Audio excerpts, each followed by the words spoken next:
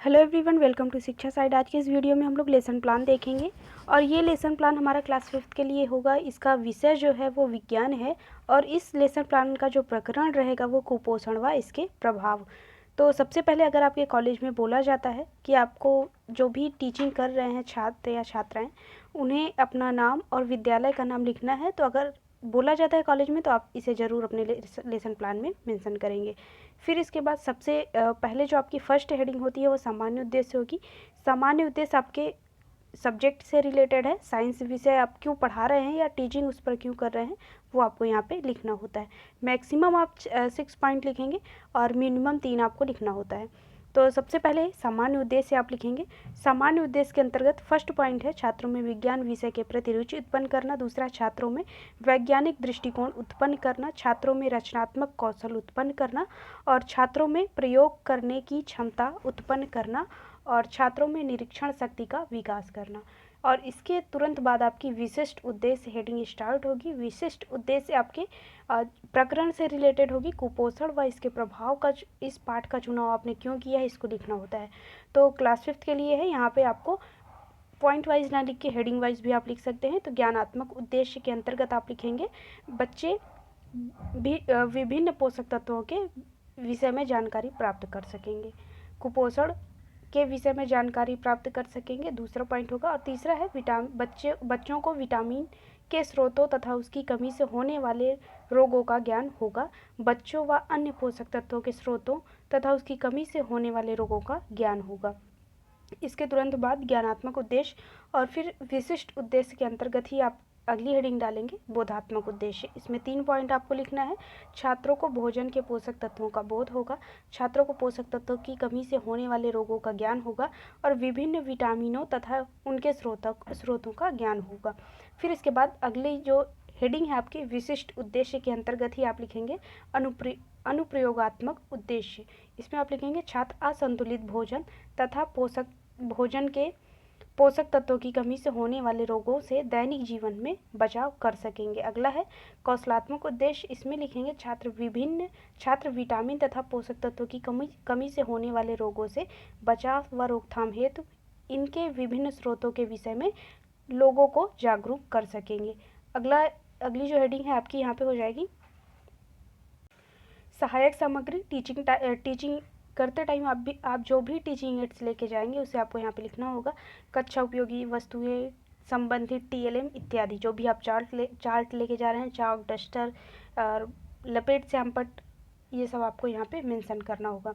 फिर इसके बाद अगली जो हेडिंग है पूर्व ज्ञान। पूर्व ज्ञान में आप लिखेंगे छात्र संतुलित भोजन, कुछ रोग तथा पोषक भोज्य पदार्थों के विषय में सामान्य जानकारी रखते हैं। और फिर इसके बाद अगली जो हेडिंग होगी प्रस्तावना प्रश्न। प्रस्तावना प्रश्न में आपको 3 कॉलम बनाने हैं, क्रम संख्या, अध्यापिका प्रश्न और छात्र संभावित उत्तर। तो पहला जो प्रश्न है, भोजन से हमें क्या प्राप्त होता है, तो ऊर्जा या ताकत।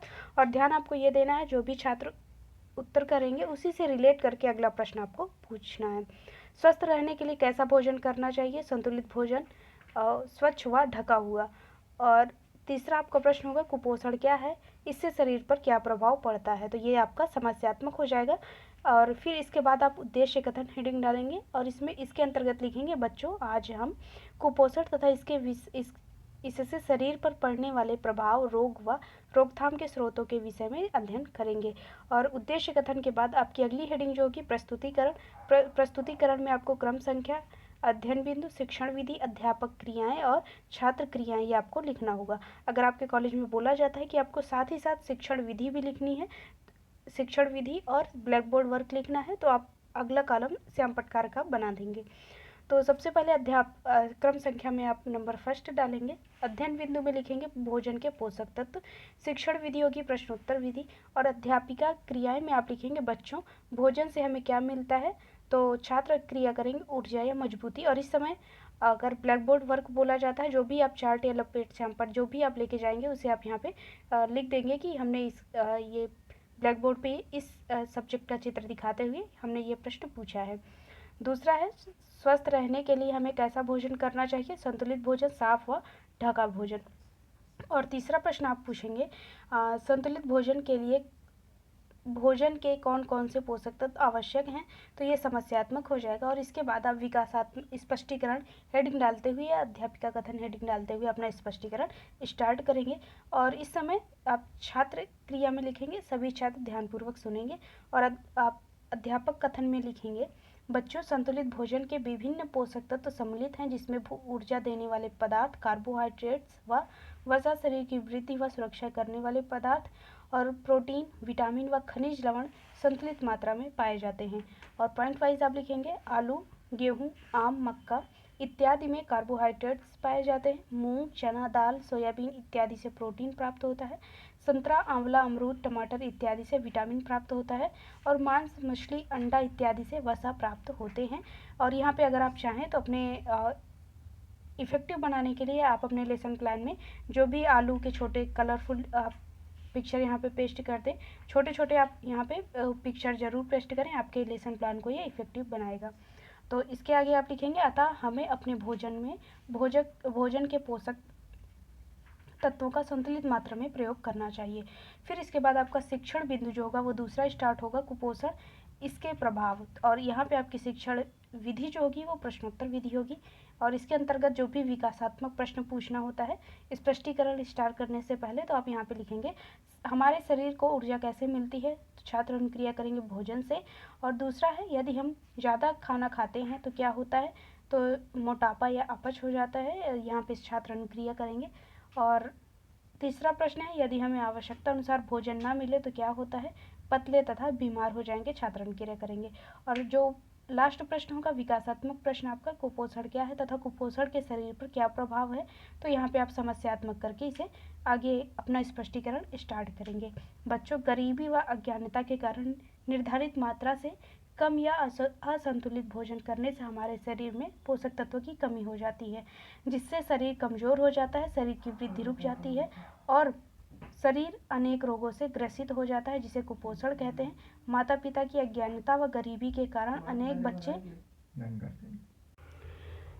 बच्चे 3 से 6 माह तक की आयु में ही कुपोषण के शिकार हो जाते हैं। तो यहाँ पे आपका स्पष्टीकरण समाप्त होता है। आगे आप लिखेंगे, श्यामपट्ट कार्य आपकी हेडिंग होगी। अगर आपके कॉलेज में बोला जाता है कि आपको ब्लैक बोर्ड वर्क स्पष्टीकरण के साथ में ही करना है, तो आप अलग से उसका कॉलम बनाएंगे, नहीं तो आपको यहाँ पे लिखना होगा। और श्यामपट्ट कार्य में आप लिखेंगे, पोषक पदार्थ जीवों में विभिन्न प्रकार की जैविक क्रियाओं का संचालन करने के लिए आवश्यक है। ये आप ब्लैक बोर्ड वर्क कर सकते हैं। और नहीं तो अगर आपको दूसरा कुछ श्यामपट्ट कार्य करना है, ब्लैक बोर्ड वर्क करना है, तो अनेक प्रकार के विटामिन आप लिख सकते हैं, कौन किस में क्या पाया जाता है वो आप कर सकते हैं। फिर इसके बाद आगे जो होगा वो आपका हो जाएगा, यहाँ पर इतना स्पष्टीकरण करने के बाद आगे का स्पष्टीकरण, कार्बोहाइड्रेट, वसा, प्रोटीन शरीर को ऊर्जा प्रदान करते हैं। ठीक है, अब तीसरा स्पष्टीकरण होगा आपका, शिक्षण बिंदु में लिखेंगे, रोगों से बचाव करने वाले पदार्थ, विटामिन तथा खनिज लवण। प्रश्नोत्तर विधि है, क्योंकि विकासात्मक प्रश्न आप पूछेंगे। अगला स्पष्टीकरण आपका यहाँ से स्टार्ट होगा, रोगों से बचाव के लिए कौन से पोषक तत्व हैं, विटामिन, प्रोटीन, खनिज लवण, कार्बोहाइड्रेट। और दूसरा होगा, कुछ रोगों के नाम बताइए, खांसी, जुकाम, बुखार।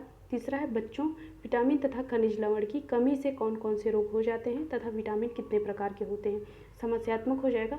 आगे आपका अध्यापक कथन स्टार्ट हो जाएगा और इसमें आप लिखेंगे, विटामिन तथा खनिज लवण शरीर की सुरक्षा करते हैं तथा रोगों को दूर रखते हैं। विटामिन से शरीर को ऊर्जा प्राप्त नहीं होती है।